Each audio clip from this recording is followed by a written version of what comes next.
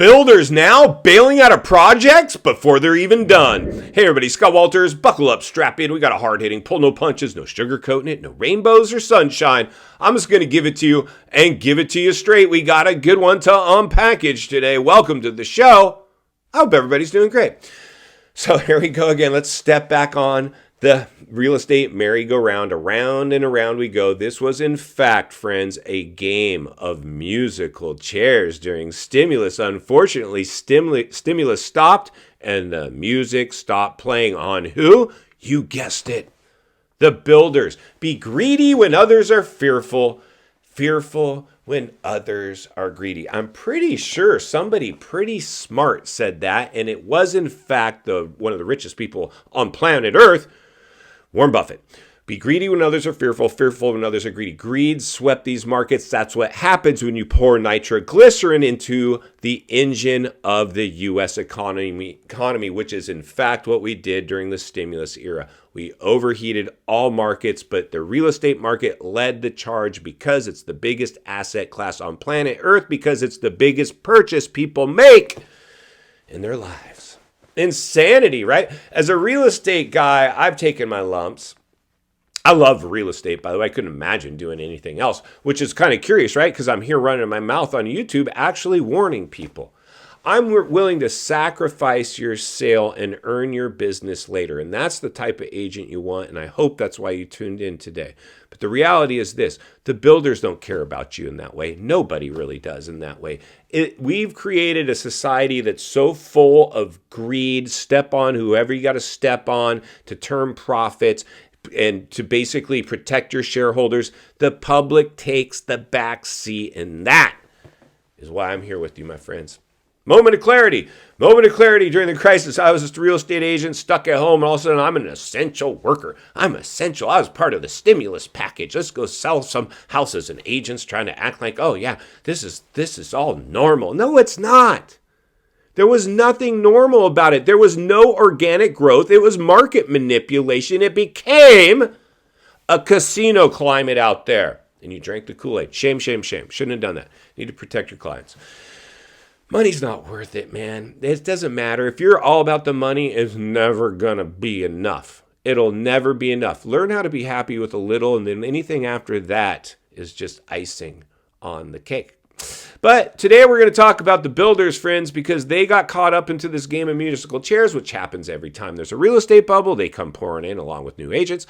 And we're seeing now builders, you've seen it. You don't need me to tell you about it. We see all the big heavy hitters offering rate buy downs, free upgrades, buyer incentives, premium finishes, premium lots, any trickery, Black sale, Friday sales, whatever, this sale, that sale. They're trading like a car lot. Memorial Day sale. Come back.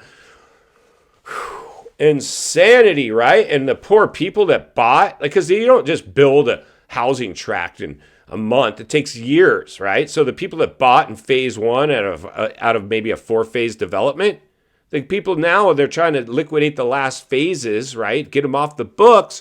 These people might be paying a bigger interest rate, but they're getting their house cheaper than the people in phase one.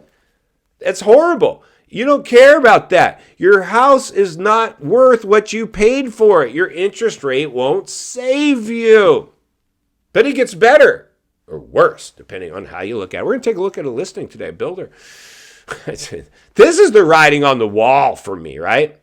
I know Florida, and there's a lot of states that are really in bad shape. Texas and Florida are pretty much leading the charge. These have had so much run-ups and migration coming in.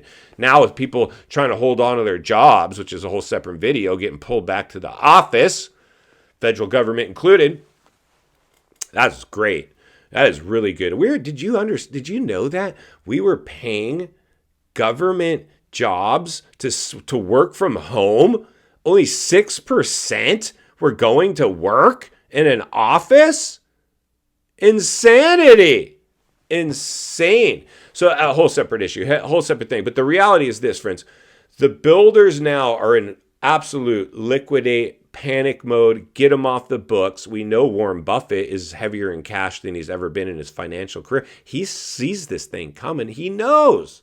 Be greedy when others are fearful, fearful when others are greedy. He saw greed sweep these markets. He's like, I'm getting heavy in cash. Because typically when this happens, we know what follows. Anybody saying no crash risk here not only wants to sell you a house, they need to. And they don't know any better. And they're going to sales meetings every week, cheerleader meeting. Well, welcome to today's cheerleader meeting. Today, what we're seeing is clients are responding really positively and blah, blah, blah, blah. Insanity. Buyer sentiment is in the toilet. Loan applications are in the toilet. Prices have never been as high as they are right now. And wages aren't keeping up with inflation or the cost of housing. It's all the perfect storm. We know this. Now, luckily for you and me, real estate's local. All areas behave differently. Some will be the first to get hit. Some will be the last to get hit. Some will be the first to rebound. Some will be the last to rebound. Some will take big haircuts. Some will take shorter haircuts. That's just the nature of the beast. But today, to drive our point home and take a field trip over to Cape Coral, Florida, take a look at what's going on over there. Then we're going to meet back here and wrap it up. Let's get started. All right, friends, buckle up and strap in, roll up your windows, lock your doors as we bring up today's crash map. Everything on your screen is, in fact, going through the kiss of death, price reductions. Now let's head over to today's featured listing, which is, in fact, in Cape Coral, Florida. A beautiful area. Unfortunately, it's not all rainbows and sunshine for their local housing market. Let's go ahead and tour today's property.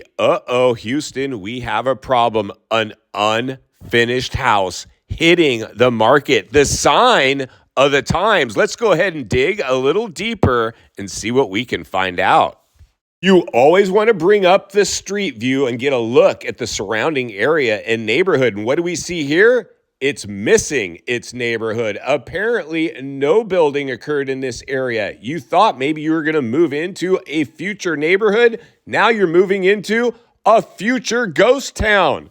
Well, maybe we can pick it up at a screaming deal. Not so fast. Our property is, in fact, stuck on the market at $190,000 after just going through a $20,000 haircut, but still sits unsold. Why? Let's keep looking.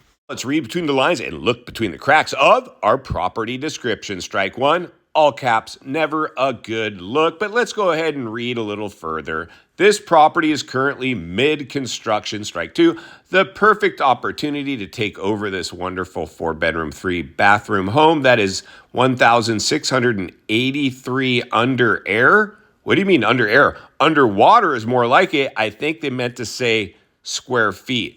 Not a good look, not off to a good start, in my opinion, when creating an attractive property description, which they really need with this property. Wait a second. Our cute, fuzzy friends over at Zillow have a new section. You can now explore offer strategies. Choose an offer type: strong, competitive, moderate. Of course, they want you to come in strong because all they're doing is selling your click to a random agent, not even the agent that's attached to the property. And they're trying to say if you were to offer $181,000 for this stuck on the market going through price reductions, house listed at $190,000, that would be a strong offer. And you would have a 90% chance of having the winning offer. They act like we're still in the frenzy of the bubble where bidding wars are occurring, that you've won. No winning offers here, Zillow. Sorry, and not so fast. Let's keep looking.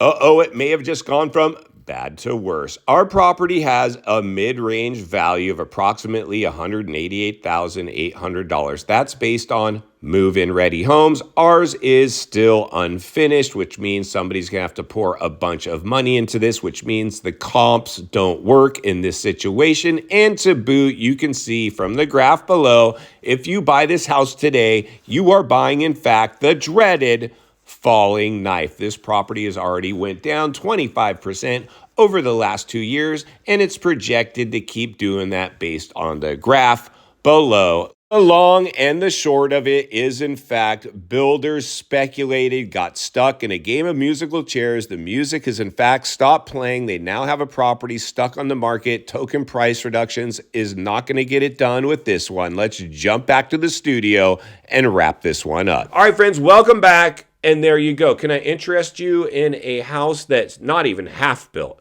That thing's not even half built. It's framed. That's it. It still needs everything: insulation, drywall, fixtures, plumbing, electrical, everything.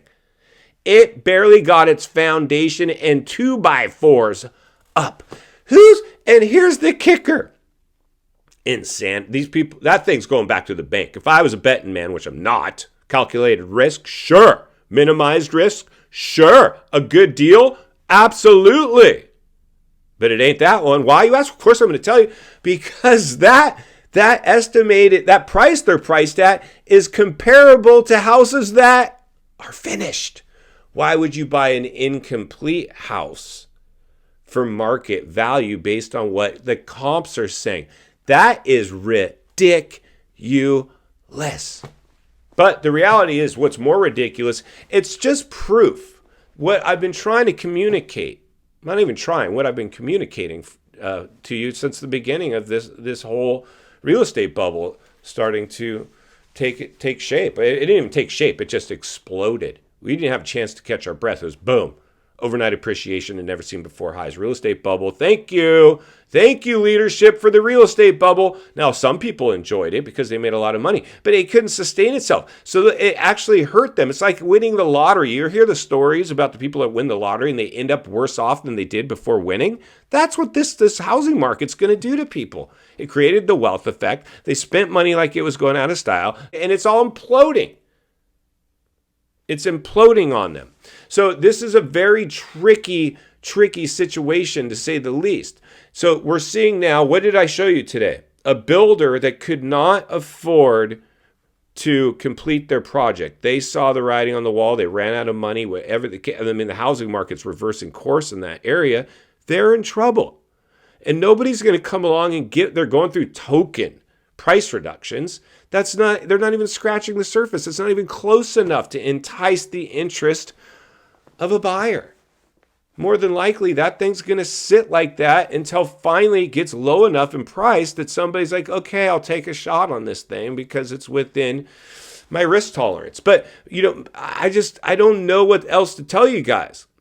Other than when you see builders now bailing out of projects, that's the sign of a housing downturn. In final thoughts, I come to you as a friend, as a content creator, as a real estate guy that wants to see you not only win in real estate, win in life. Understand the waters you're swimming in now. They're shark-infested. Builders, welcome to the swimming pool. This was a game of musical chairs. You should have known better. You drank the economic Kool-Aid. Some young person running that company, or somebody that was even older that just drank the Kool-Aid and thought this time was in fact going to be different. The only thing that's different in this real estate bubble, bigger bubble, bigger blowback. Friends, listen, it's very simple. If you're buying a house today, just make sure it pencils out. Your cost to carry is within its rent range. That's the only insurance policy you can really pull for yourself. And it's the only way really to buy real estate. Make sure your down payment can put that property within its rent range, even at today's interest rate. Interest rates aren't as important as our cost to carry. You need a good agent that's willing to write offers on properties that will actually put it